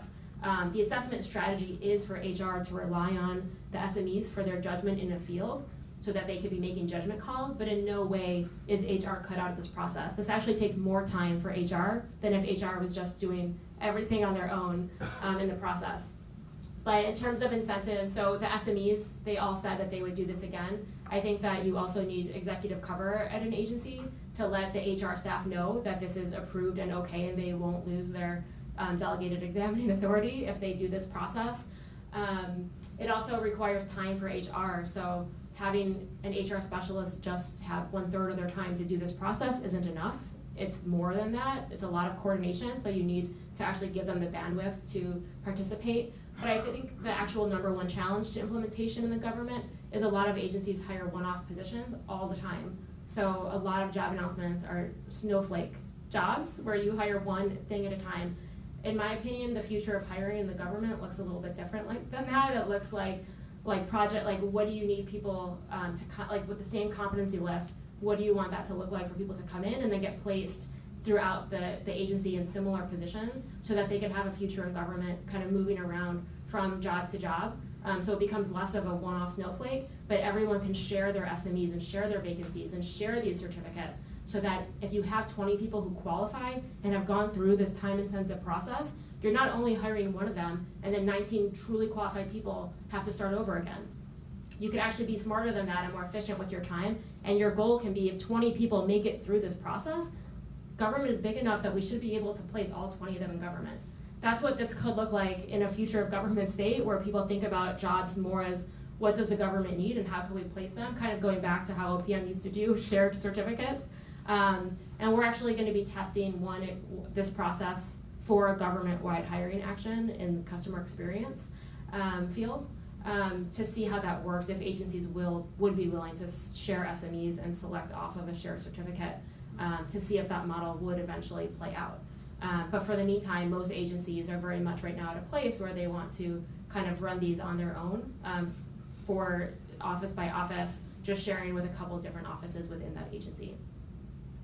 Follow up on what you just talked about, you said that one agency, I forgot which of the two it was, maybe DOI, you had 13 people who were qualified and only 7 positions. So what happens to the other 6? So at DOI, the question was, what happens to the people who were qualified but not selected from our pilots? So after DOI made 13 selections already from this list, there's still a couple applicants left. And so they're figuring out how to share that certificate with the rest of DOI so that anyone at DOI who wants a 2210 IT specialist at the GS13 level can actually just go here and select one of the people off the certificate and start, instead of starting over from scratch with the whole job announcement process. And so it takes time, but it also saves time. No one has to keep doing this from scratch. And from the applicant's point of view, if I'm qualified and I qualify, I don't want to hear that you just selected one person from that certificate. I want to hear, well, I just put in all this time applying for a federal job. I just went through all these interviews. Use me. If you know I'm qualified, then place me somewhere. Government is big enough. Why shouldn't we be able to put anyone who's qualified into a job at one of the agencies? So we're not there yet. That's, again, a future state that could be possible using this process. Today, all the agencies are figuring out what position this could be used for, so they could all pilot at once before they figure out how to scale it on their own. But couldn't those applicants that weren't selected advertise to future opportunities that they were certified? The question was, can people who made it through and who were qualified advertise to other job announcements that they were qualified? So the short answer is no, not really, because just because you qualified for this job doesn't mean you're automatically qualified for another similar job, because the assessment process may be different, and the qualifications and the competencies may be different. However, that's something we're thinking about, that you should be able to retain your score and remain available for selection faster from any other agency. And so for these jobs, for our next round of pilots, we're going to be saying that anyone who qualifies can remain on the certificate, the list of applicants, for a full year to be shared across the government, so that they could tell another agency, hey, if you're looking for this, you could actually hire me now because I'm available on a certificate. So that is something that could be done, and OPM has USA Hire assessments, which are another way to do a pass-fail test through a 1 to 3 hour computer test. And so if you do those, your scores are actually valid for a full year, and that's what we're trying to replicate here with this. That's where we're moving here with that idea. I see a follow-up question in the back. So, to my earlier question about job-family competency models, that's the benefit of having a job-family as opposed to a position-specific, because then when you qualify for a job-family, you can advertise that across the federal government or different agencies. So the comment was, that's the benefit of having a government-wide agreement on competencies for a specific job, because then you can more easily do what the questioner asked, which is have you qualify for another job that's similar without going through the process again. I know we have 3 minutes left. Any final? It was 5, but since we do have some extra time, I don't mind if people, have some more questions. We have a little extra time. Great. Yes. Stephanie, you talked about communication on this and just some best practices from both the applicants and hiring managers throughout this process to make sure that they're excavating that black hole. So the question was, can you talk about any best practices for applicants and hiring managers in this process? For hiring managers, the best practice is to select your best-in-class SMEs. If you select SMEs that you don't trust to be able to assess, you're going to be very disappointed at the end of the day. The number one most important thing for the hiring manager is to select your best SMEs. And if you don't feel like you have 8 SMEs who can evaluate a certain job you want to hire, then go in with another agency. Right now we're talking to 2 agencies who want to do this together up in Baltimore. So there's a lot of different options to kind of creating that pool of best-in-class SMEs. But we do have amazing federal employees who can serve as SMEs for this process today. For the applicant, this process is very different than the normal process. Right now, there aren't any jobs on USA Jobs doing this process. We just finished two pilots, and we're going to start more shortly. But when applicants are looking at USA Jobs, if they were doing this, if they saw a job announcement that said this process is different, it's SME qualification assessments, SMEs are going to be evaluating your qualifications and interviewing you, that's how you know that's this process. If you're not doing this process and you're an applicant, then you do need to learn how to write a 5 to 10 page federal resume and how to project confidence on the self-assessment questionnaire. This is a truly great initiative, and I do appreciate it, but can you describe or discuss how this is being deployed across the federal sector? I mean, we're hearing this, but how are the other hiring managers hearing this? And is there anything we can take back and do? So the question was, how is this being deployed across the federal government? How are hiring managers hearing about this? And so my team, so I just moved over actually from the U.S. Digital Service to PPM, which is an office at OMB who does performance and personnel management and works with OPM very closely. And so our team received money in cross-agency priority funding to help scale this next year. And so we're working in collaboration with OPM on developing the materials agencies will need. We're doing this roadshow to all 24 CFO Act agencies, and so we're talking to the CHICOs, who are the Chief Human Capital Officers, and all of their teams. They have a lot of questions that are very weedy about this process. Again, this looks common sense to do interviews before you're considered qualified, but it's very contrary to how things are done today. So we spend time going through all of their concerns about the process and assuring them together with our OPM colleagues. But HR is only one side of the deal. We also need opportunities to talk to hiring managers because they're the ones who need to be incentivized to give their SMEs to this process if they have enough vacancies to justify this. We would never say do this for one hire. We recommend that you do it if you have at least 5 openings for one position, which a lot of agencies don't have, which is where the shared CERTs and shared SME pools come in. But the more, we're always happy to go in and talk to groups of hiring managers to explain this process. But we're on a roadshow right now to kind of get the word out, and any help others can do is great. For things that are between, somewhere between, the same job and a snowflake, do you have mechanisms for reuse of the questions and the rubrics for evaluating the answers and things like that to make sure that this other position that's different but not completely different is leveraging what's been worked on up to that point? The question was, once you've gone through this process, is there a way others can kind of leverage what's been created with the competencies, proficiency levels, and interview questions? At the agency level, for sure, we're telling agencies once you go through this process, the job analysis, to create the questions and create the competencies and proficiency levels one time, you can reuse those. You only have to do that once, and then the next time the SMEs can come together to refine them. They just need to refine the questions and make sure the competencies are up to date. At the U.S. Digital Service, we do that once a year, where we just refine our interview questions and our competencies and proficiency levels, but we definitely reuse them year to year. We're never starting from scratch. At the agencies, we've told them to reuse these, and you could reuse them easily for different grade levels for that same job. And then there isn't a government-wide database right now for like shared interview questions or shared PDs even. And so we're working on a website where we would have, like, we're making available a lot of the materials that we built, but those are one-off for like these different pilots. There's so many jobs out there, to your point in the back before. Interview questions themselves are confidential test materials, so those wouldn't be able to be shared, but I think that the competencies and proficiency levels could be shared, and OPM has done a great job making competencies available, but we go a level deeper into the proficiency levels for each competency, and so those we do have templates for agencies to reuse so that they're not starting from scratch about what that looks like to have proficiency levels for each competency.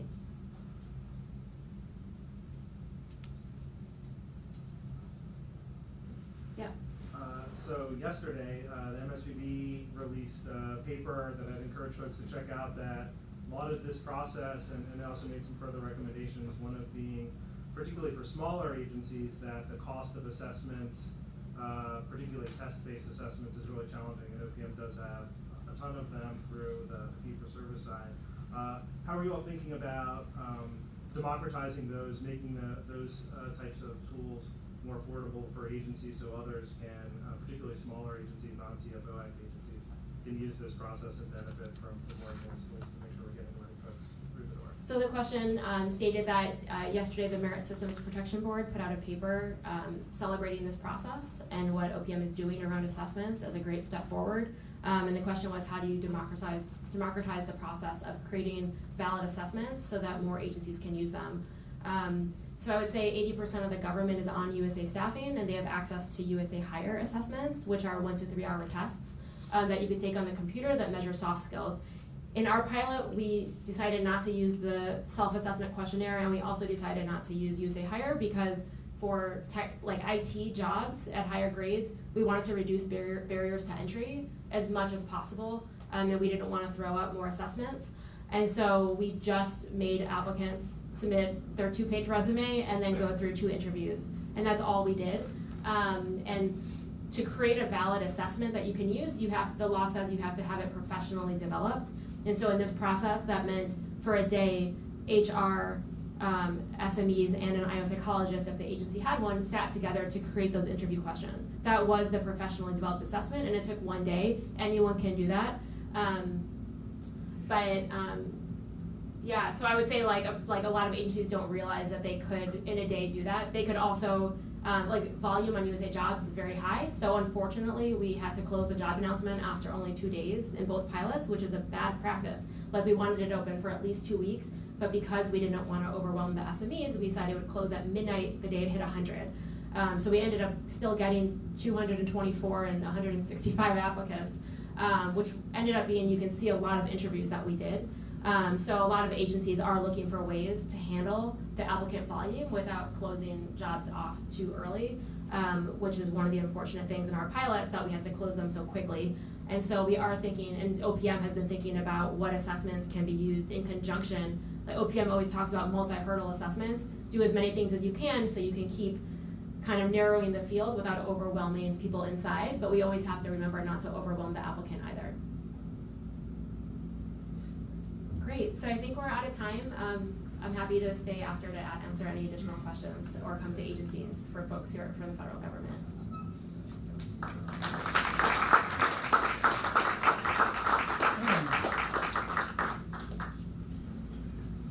Well, thank you all so much. Our closing speaker had a late-breaking conflict and will unfortunately not be able to be here, so we apologize for that. Doesn't mean we'll be able to cede back the balance of our time. We'll close a little bit early. We wanted to appreciate everybody who was here and all of our people online, and thank you very much. And I'll turn it over to Steve Mayer, who is president of Management Concepts, and Management Concepts was our general sponsor today, so I wanted to give them an opportunity to say a few words. Thanks, Joe. Today's topic, just as a reminder, was workforce of the future. Michael Regas talked about 3 pillars: IT modernization, data transformation, and also workforce of the future. I think those are pretty interesting topics all separately, and we've had several other conversations similar to today's event on the IT modernization and data transformation parts of that. So this is a part of a series that we've been working on with NAPA for some time now. Talk about recruiting. It's interesting, the recruiting problem is not unique just to the federal government, and while we have a tendency to talk as though it is, it's not. JP Morgan announced yesterday morning that they are beginning a program, or have begun a program, to recruit people out of prisons. The demand for human capital resources in today's economy is particularly tight. And with unemployment at historic lows, everybody needs to be focused on how to do the best job they can at bringing the right people in. Diversity and inclusion, great topic. 2 weeks ago, there was a presentation here by CNBC, and the CEO of AARP spoke, and her comment was, a diverse organization outperforms every other organization, hands down. And so we all need to be thinking about that. We talk about training. Training is continuous learning. And I am constantly reminded of what is probably a 2,500-year-old quote: the only constant in life is change. We all need to be thinking about that and accept that going forward. As technology, who knows what changes our society may be facing 20 or 50 years from now. We actually need to evolve with it, both as workers as well as citizens. And the last is we talked about employee engagement. And management concepts, philosophy on this is we owe it to our employees to give them interesting and challenging work. And I think if everybody thinks in that context, you can enjoy having an engaged, motivated workforce. So that's all I had. On behalf of Management Concepts and NAPA, I want to thank the panel discussion as well as Stephanie's great conversation here just a few minutes ago.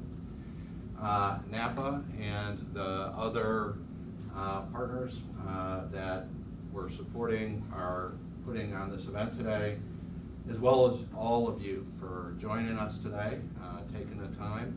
What I'd ask is your takeaway is don't keep this information to yourself. Go share it with your colleagues and peers.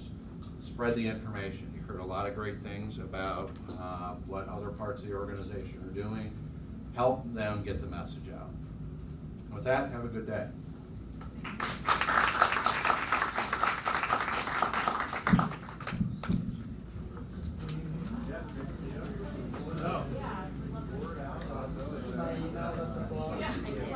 Great job. Fun.